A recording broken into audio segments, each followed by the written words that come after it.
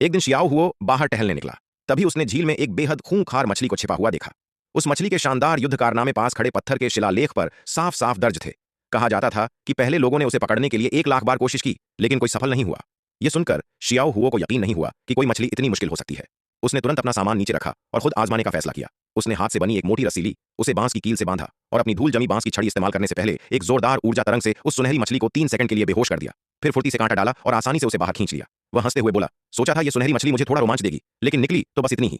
असल में शियाओ हुओ कोई आम इंसान नहीं था। वह अभी अभी पहाड़ से उतरा हुआ एक महान मछुआरा देवता था। उसका नीचे आने का मकसद अपनी कला दिखाना नहीं, बल्कि गुरु के आदेश पर लिन परिवार से जुड़ा एक कर्म निभाना था। शुरुआत में लिन परिवार के बुजुर्ग ने इस रिश्ते को मान लिया, लेकिन लिन परिवार की बेटी ने एक झटके में शादी से इनकार कर दिया। उसने शियाओ हुओ से कहा कि वह जहां से आया है वहीं लौट जाए, क्योंकि वह किसी नकारा आदमी से शादी नहीं करेगी। शियाओ हुओ स्वभाव से शर्मीला था। जब बात यहां तक पहुंच गई तो वह बिना कुछ कहे चुपचाप चला गया। लेकिन लिन परिवार एक बड़े छिपे हुए संकट में फंसा हुआ था। जब वे अपराध बोध महसूस कर रहे थे, तभी उन्होंने जमीन पर पड़ी उस सुनहरी मछली को देखा जो उनके पूर्वजों ने छोड़ी थी।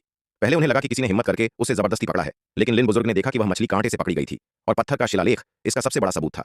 सुनहरी मछली को पकड़ना मुश्किल इसलिए था क्योंकि उसकी रफ्तार बेहद तेज थी। अगर जोरदार ऊर्जा तरंग से उसे 3 सेकंड के लिए बेहोश कर दिया जाए और फिर सही समय पर कांटा डाला जाए तो उसे पकड़ना असंभव नहीं था। यह समझते ही लिन बुजुर्ग को एहसास हुआ कि शियाओ हुओ कोई साधारण व्यक्ति नहीं है। उसने तुरंत पहले के व्यवहार के लिए माफी मांगी, मगर लिन परिवार खुद भारी मुसीबत में था, इसलिए वे उसकी सुरक्षा की गारंटी नहीं दे सकते थे।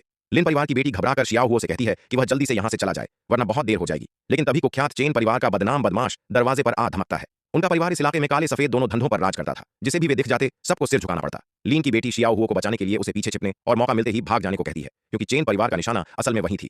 तुम ही लिन शियाओया हो ना? जैसी अफवाहों में कहते हैं, वाकई बहुत खूबसूरत हो। चेन परिवार का यह बदमाश न सिर्फ ताकतवर था, बल्कि उसकी बनाई हुई मछली पकड़ने की कला भी 100 साल में एक बार मिलने वाली मानी जाती थी। लीन परिवार के लोग उसके सामने टिक ही नहीं सकते थे। पल भर में सब घायल हो जाते। शियाओ हुओ को ऐसे लोग बिल्कुल पसंद नहीं थे। उसने चुपचाप जमीन पर पैर मारा और एक जबरदस्त दबाव वाली ऊर्जा बाहर निकली, जो सामने वाले को चेतावनी थी कि हद पार न करे। बदमाश समझ गया कि यहाँ कोई बड़ा गावशो माहिर मौजूद है, इसलिए वह थोड़ा संयम में आ गया। उसने प्रस्ताव रखा कि दोनों परिवारों के बीच एक निष्पक्ष मुकाबला हो। फिर उसके आदमियों ने 1000 किलो वजन की भयानक मैन बुलफिश को लाकर रखा। वह घमंड से बोला, ये तो मैं पहले भी यूं ही पकड़ चुका हूं। आज का मुकाबला आसान है। दोनों परिवारों से एक एक आदमी उतरेगा।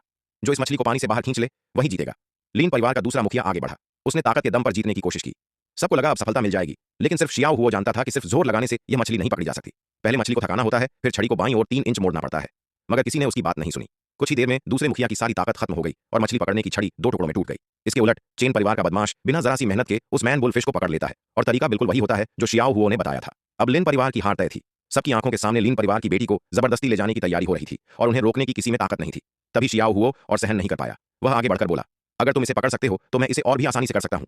फिर उसने अपनी वर्षों से संभाल कर रखी हुई मछली पकड़ने की छड़ी निकाली। लोग यह देखकर जोर जोर से हंसने लगे, क्योंकि वह छड़ी सिर्फ एक साधारण बांस की थी। सब उसका मजाक उड़ाने लगे और बोले कि वह बेइज्जती न कराए, वरना जान का खतरा हो सकता है। लेकिन उन्हें अंदाजा नहीं था कि शियाओ हुओ का अगला कदम उन्हें यह दिखाने वाला है कि असली गाओ शू मास्टर किससे कहते हैं। हिलना शुरू हो गया है।